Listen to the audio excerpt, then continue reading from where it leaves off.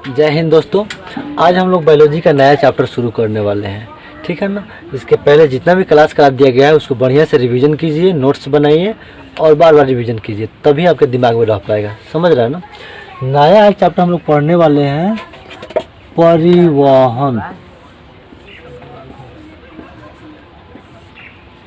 क्या पढ़ने वाले हैं हम लोग? परिवहन पढ़ने वाले हैं। इसको इंग्लिश में कहते हैं सर्कुलेटरी सिस्टम। ध्यान रखिएगा, परिवहन का इंग्लिश सर्कुलेशन होता है। आप परिवहन तंत्र कर देंगे तो सर्कुलेटरी सिस्टम हो जाएगा, कोई दिक्कत नहीं ना। तो परिवहन केवल पेड़ पौधों में ही नहीं ना होता है, जीव जंतुओं में भी होता है।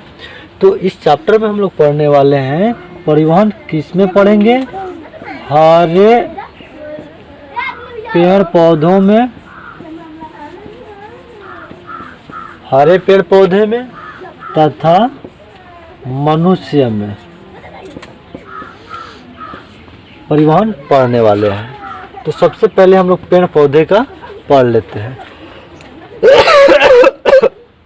सॉरी, चलिए देखिए ध्यान से। तो पेड़ पौधे में हम लोग परिवहन पढ़ रहे हैं। तो पहले परिवहन का मतलब समझिए कि परिवहन क्या होता है। परिवहन, परिजुड़ वाहन, वाहन माने बहाना। समझ रहे हैं ना।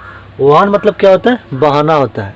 अर्थात जैसे आपको कुछ ले जाना होता है कहीं, तो या तो आप गाड़ी से ले जाते हैं, कोई भी गाड़ी से, कोई भी वाहन से, तो उसको क्या कहते हैं? वही है परिवहन।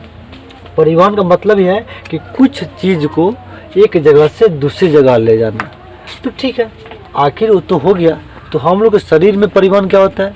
पेड़ पौधे में क्या होता है? तो पेड़ पौधे में परिवहन क्या होता है? तो यह फोटो को देखिए ध्यान से।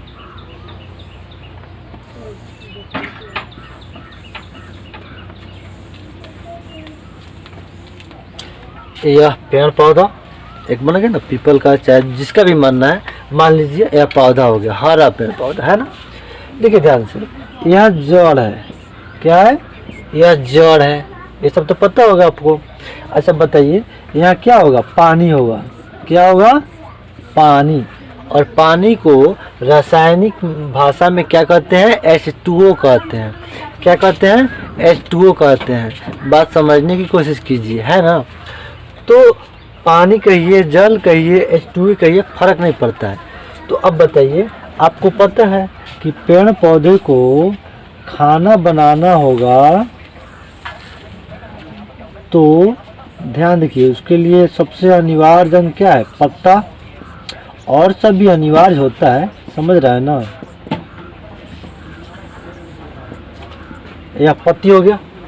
तो पहले से आपको पता है कि पत्ती के द्वारा खाना बनाए जाते हैं, प्रकाश संश्लेषण के द्वारा।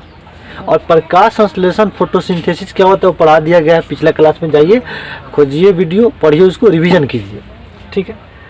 और जल यहाँ है। तो आपको पढ़ाया गया था कि पेड़ पौधे को खाना बनाने के लिए हवा से CO2, पेड़ पौधे तथा यहाँ क्लोरोफिल, सूर्य प्रकाश तथा जड़ से पानी, ये चारों पदार्थ जब मिलते हैं तो हरे पेड़ पौधे खाना बना लेते हैं। इस क्रिया को प्रकाश संश्लेषण कहते हैं। अच्छा एक बात बताइए, खाना बनाने के लिए पेड़ पौधों को पानी की आवश्यकता होगा, तो यह पानी ऐसे ही ना आएगा। बात समझ रहे हैं ना। तो इसको कौन लाएगा? आखिर यहाँ खाना जो बन जाएगा, तो इसको पूरे पेड़ पौधा के बॉडी में ऐसे ऊपर नीचे कौन ले जाएगा? तो इसके लिए एक सिस्टम कार्य करता है जिसको संवहन तंत्र कहते हैं। क्या कहते हैं? संवहन तंत्र। संवहन तंत्र कहते हैं। बुझा गया? ये जो खाना कहीं बना पत्ती में जमीन से जल ले जाएगा, तो इस कौन ले जाने काम करता है? संवहन तंत्र। बहुकोशिकीय पौधे में ही संवहन तंत्र पाए जाते हैं। क्लियर हो गया? अब देखिए, संवहन तंत्र दो चीज मिलकर बना होता है, एक जाइलम और एक फ्लोएम। ध्यान रखिए, यह जाइलम तथा फ्लोएम मिलता है तो बन जाता है संवहन तंत्र। क्या बन जाता है? संवहन तंत्र बन जाता है। अब देखिए, तो जाइलम क्या करता है, फ्लोएम क्या करता है, इसको ध्यान से समझिए। तो इसको ऐसे दो भाग में बांट दूं तब आपको समझ में आएगा कि जाइलम जड़ से जल को ले जाता है। बात समझिए, जड़ से जल जाइलम ले जाता है। क्लियर? फ्लोएम में पढ़ेंगे तो फ्लोएम में पत्ती द्वारा जो खाना बनाए जाते हैं उसको शरीर के विभिन्न भागों तक पहुंचाए जाते हैं। भोजन को, किसको? भोजन को। तो पहला कंसेप्ट क्लियर हो गया कि जाइलम जल ले जाता है जड़ से, फ्लोएम भोजन पेड़ पौधे के हर एक भागों तक पहुंचाता है। नहीं ना दिक्कत है। दूसरी कंसेप्ट पढ़ेंगे तो आपको पता चलेगा कि जो जाइलम है ना, तो जल किधर से किधर, चूंकि जड़ के पास जल होता है तो जड़ से लेके ऊपर, केवल ऊपर की दिशा में जल ले जाएगा। बात दिमाग में बैठा लीजिए, जाइलम जड़ केवल, ध्यान रखिएगा, ऊपर दिशा में, केवल ऊपर की दिशा में ले जाया जाएगा। लेकिन जब फ्लोएम में पढ़ेंगे तो पत्ती द्वारा जो खाना बनाए जाएंगे, तो आप एक बात बताइए, इसका थूथून हो, सिर हो, पत्ता हो, जड़ हो, शाखा हो, सभी को भोजन चाहिए जीने के लिए।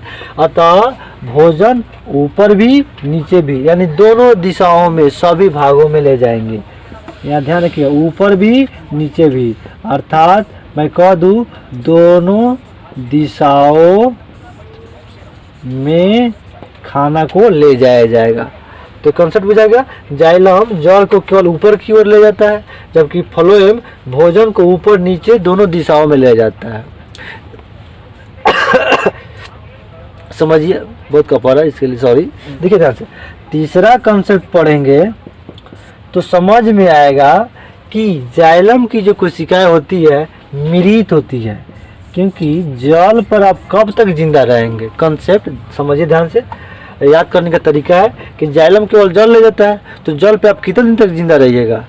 अतः जाइलम की कोशिकाएं मृत होती है। तरीका हम बताएं, हकीकत यही है कि जाइलम की कोशिकाएं मृत होती है। और फ्लोएम का पढ़ेंगे तो फ्लोएम की कोशिकाएं जीवित होते हैं। क्या होता है? जीवित होते हैं। तो ये ध्यान रखिएगा, बहुत बार आप लोग के एग्जाम में जाइलम तथा फ्लोएम में अंतर आया है।